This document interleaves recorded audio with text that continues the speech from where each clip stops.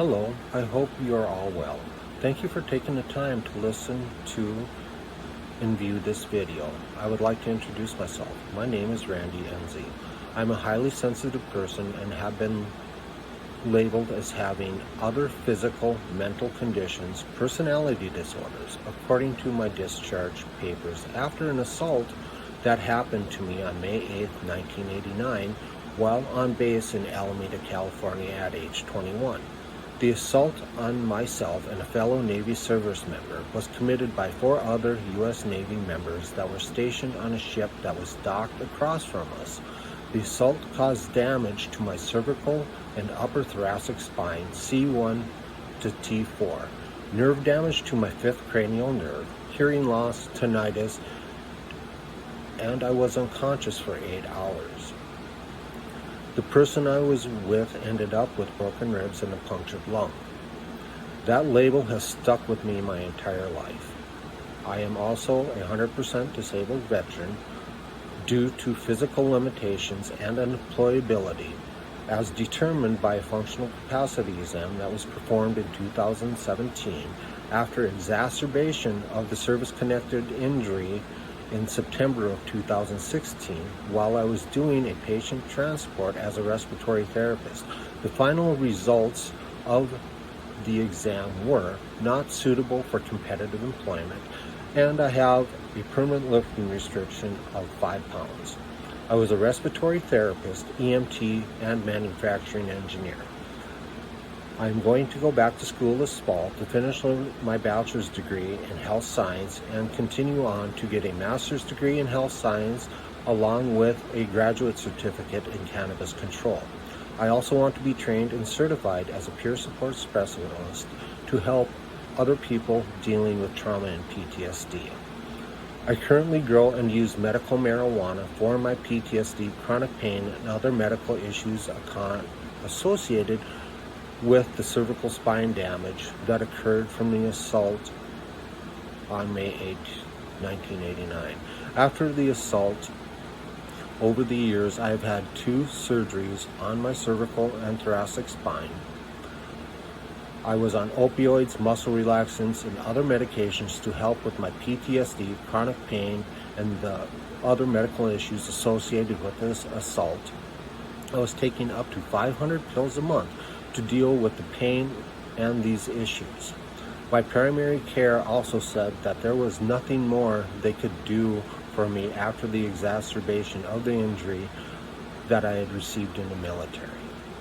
2 months after the exacerbation of the service-connected injury in December 2016, I started the Minnesota Medical Cannabis Program, which helped me immensely.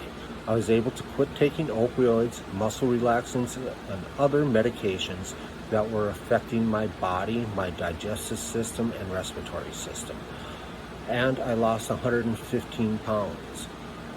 My body started to function properly again and was no longer being affected by the negative side effects of pharmaceuticals. From December 2016 to present day, I have been using medical cannabis and no longer use any pharmaceuticals to deal with my pain and medical issues, along with counseling, trauma counseling, to help identify that I was a highly sensitive person and how to deal with the past traumas in my life. In September 2017, I moved to the Upper Peninsula in Michigan due to the cost of medicating in Minnesota. It was approximately $2,000 a month to medicate,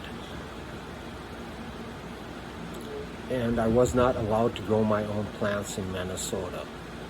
But by moving to Michigan, I was able to cut my treatment costs to approximately $350 a month and able to grow up to 12 plants organically with an average harvest of 2 to 3 ounces per plant. And in that same month, I also started looking into the decarboxylation and developed what I call a full spectrum vacuum seal decarboxylation process that takes 36 hours and increases the potency of all the cannabinoids in the cannabis up to 52% without destroying the beneficial cannabinoids and makes it more readily available for absorption through the digestive system and not wasting them through smoking.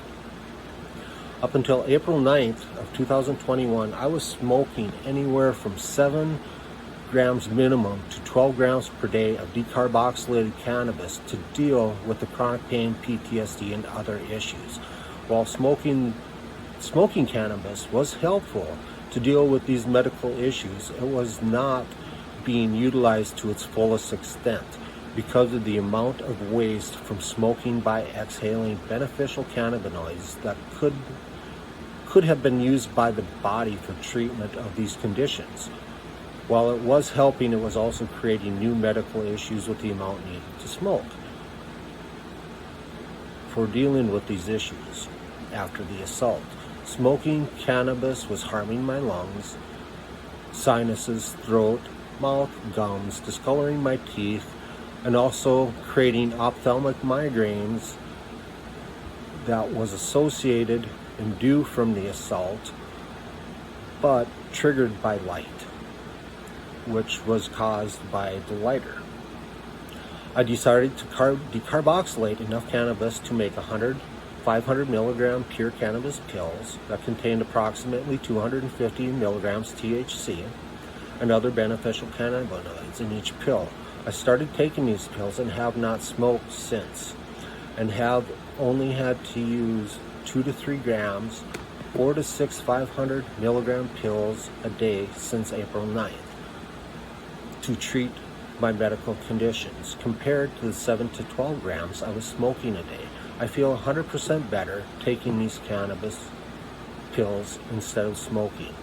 I'm receiving the full medical benefit of these pills in each dose, and actually have been able to cut back even further on my daily dose to where I am currently taking 2 to 4 250 milligram pills a day to deal with these issues, and have been getting myself to a point of creating this video and wanting to help others and share my experiences that have helped me to get to this point of feeling whole again and not a fractured human being.